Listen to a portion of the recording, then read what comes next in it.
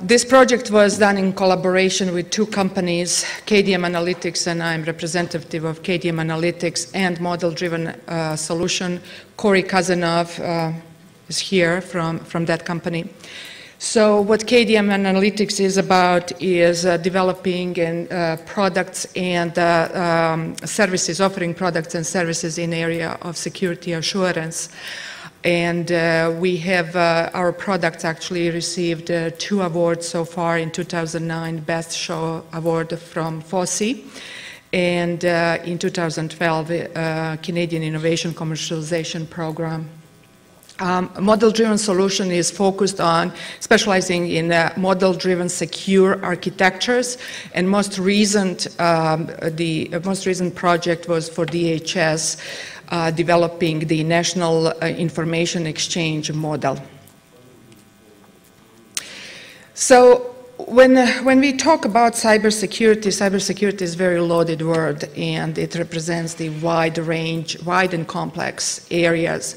So when government or industry talking about need of security solutions that assist in making their network-centric systems cyber resilient, what they really mean is looking into the solutions that provide the assurance, protection, the prevention, risk identification, mitigation, and so on. The list is endless.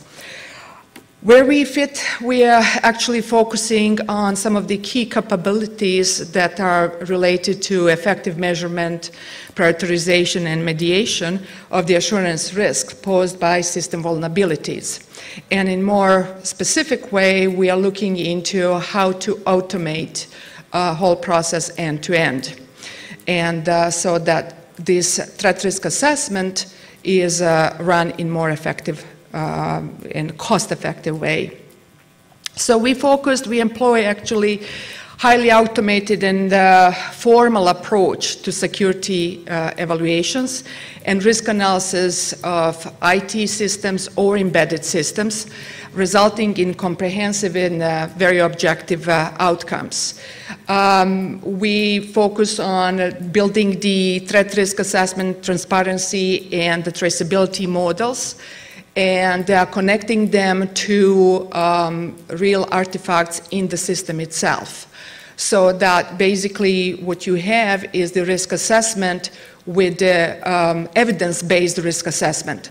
So if you find a vulnerability, particular vulnerability, you can actually very quickly trace it where it's happening down to the line of code. If we are assessing the code, if we are assessing the IT systems, would be going down to the particular communication channels or ports and so on. The size and complexity of the system does not compromise the fidelity, accuracy of the information and results. So how does it work? One of the key things here is that we work with the standards. Everything that we do is standard-based. That's the only way how we can ensure automation and man in the loop, that it's a minimal labor provided from that perspective.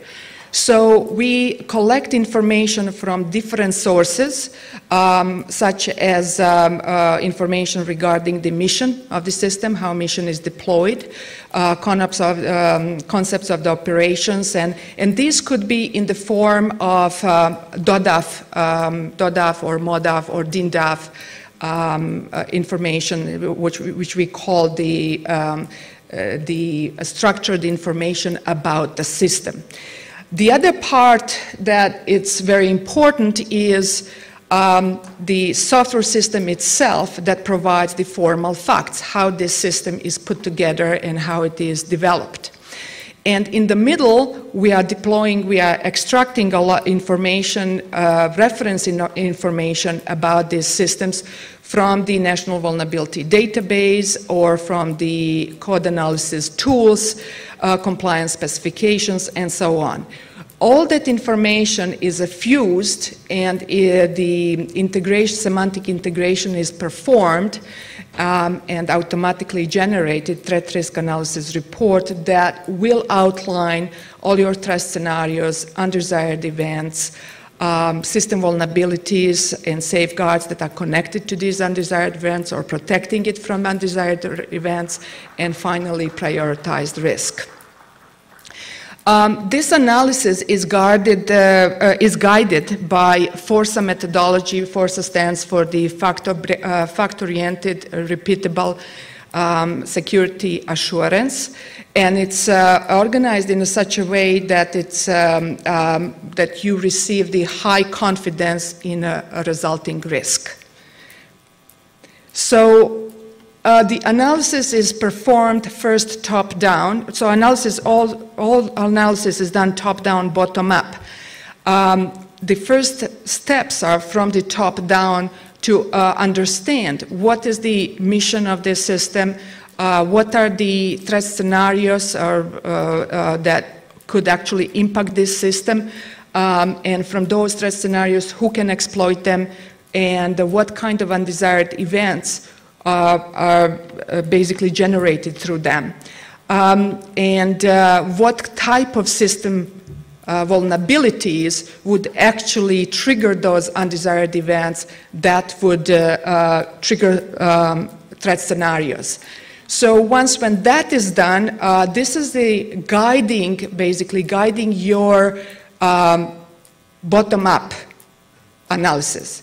Because when you are doing bottom-up analysis, if you are just looking for the defects or looking for the vulnerabilities, you can have them in the thousands or sometimes even more, 10,000s, 100,000s, and you really boggle down looking into each of them and reading through them.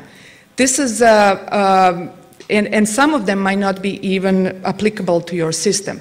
So it is very important that top-down is first done so that that provides the content for your analysis that will guide it. For example, when we had, we've done, as a part of this CBER, we've done evaluation of the Wireshark.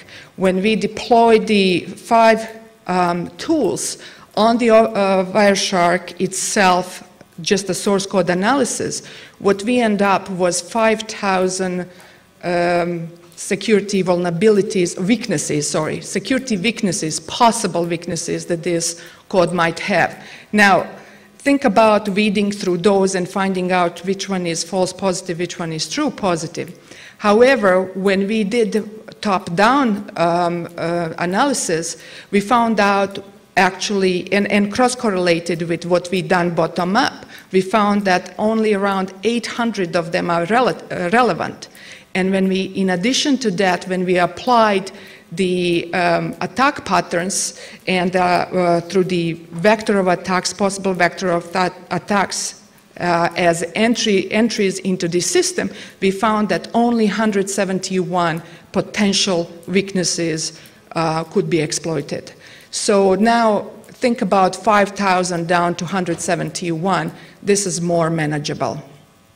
So the reference information now, of course, when we talk about vulnerabilities and composite, we're talking about composite vulnerabilities, and that includes not just the CWEs or SFPs, software fault patterns, that are software fault patterns are the executable CWEs, but we talk about as well CVEs that we have to look for it, and we talk about software-specific vulnerabilities that still needs to be found, and for those you really need to do architecture risk assessment and look at the models from that perspective, because that's the only way how you're gonna be finding, for example, bypasses and so on. So one of the key capabilities here is very important. If you have, for example, IT systems and you are defining IT systems in a specifications like a DODAF or DINDAF or MODAF, which is from the different countries, one of the things that it needs to be done is look at how these specifications, analyze these specifications, and looking for the particular system vulnerabilities that are already designed inside of these specifications, because we often, for example, we did assessment of the search and rescue capabilities and the system, and when we analyzed the DODAF information about them, what we found out that many of the vulnerabilities in systems are still there and safeguards were not introduced during the design time. So you already know, for example, that they are not implemented, and down in the code, when you're looking in the code and looking for them, you will not find them. So this is a major vulnerability.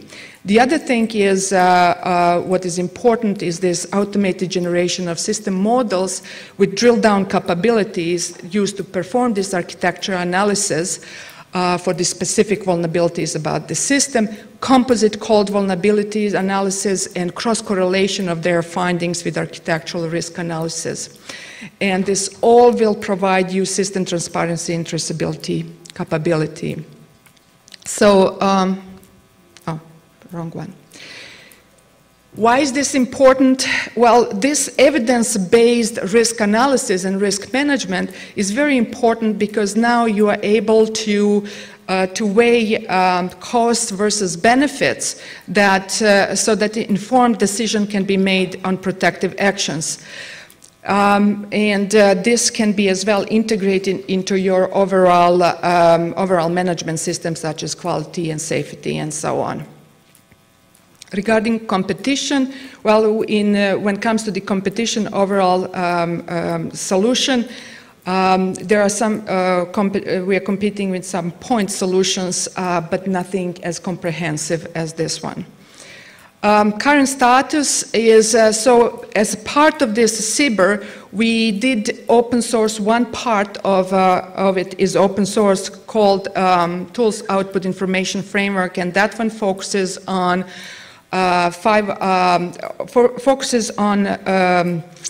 the framework where tools are integrated, so it's integration and some semantic integration of all this information.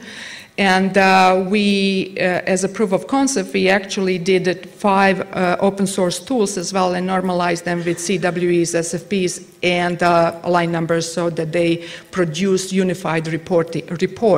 And as such, we did, Lockheed Martin already purchased that particular solution.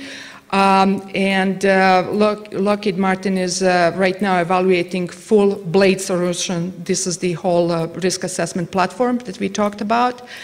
And one who licensed it already is EWA Canada and EWA US and DRDC Valcrochier from Canada. So yeah, going forward, we are expanding this particular framework to include the dynamic analysis as well. And we are working, again, I'm sorry, SWAMP people, who are going to be integrating in SWAMP. And partnering with, that's correct, yeah, Air Force, I forgot to mention, Air Force Research Lab is evaluating the Blade, full Blade, and in particular the Air Force CNA Lab. That they are interested in standardizing in a solution, TRA platform solution that's providing end-to-end standard-based reporting mechanism. And one of the things that we noticed when it comes to the TOIF, our clients are actually using TOIF. And for example, Lockheed Martin is now, when they purchased a commercial license of TOIF, they will be integrating commercial tools, source analysis tools, into the TOIF. And these are our coordinates. Any questions?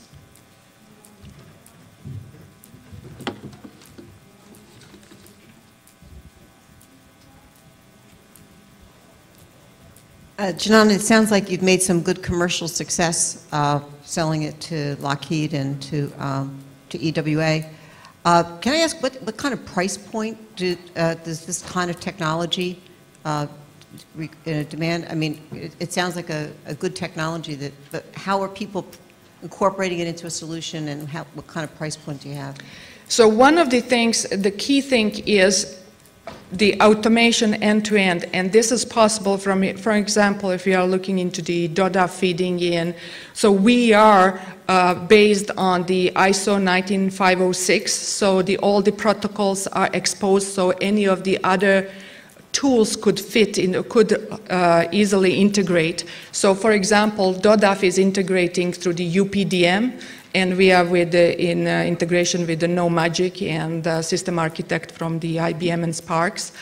The Oval solutions are integrating through for the NVD and so on. So we provide this whole platform. When it comes to the price point, to tell you the truth, it's number one, TOIF is open source, so that's the one thing that anybody can download it, or commercial solution for the TOIF itself. It was, yeah, I have to check. I'm not sure how much for the Lockheed we did. But it's very hard. I would not disclose it at this point. Sorry. Yes. So you said that you're gathering information from mission information and compliance specifications, et cetera. Do those have to be in a specific standard format? Or? That's exactly what I was saying. UPDM, that's another standard, which is OMG standards now going through the ISO, which is a unified process for DODAF and MODAF. And my understanding is that DOD, who was sitting in those, pushing for those specifications, are actually being mandating this UPDM for describing DODAF and MODAF. So, however, I mean, we are pushing standards. I think standards are very important. Doesn't matter what standard. It's important because we can always pivot from that standard. It's the publicly open architecture, open protocol, so that anybody can vendors could actually develop these pivoting adapters, and that way automating solution end to end. That's what is important. We'll take one more question. If not, we'll wrap up, go to the next presentation. Thank you.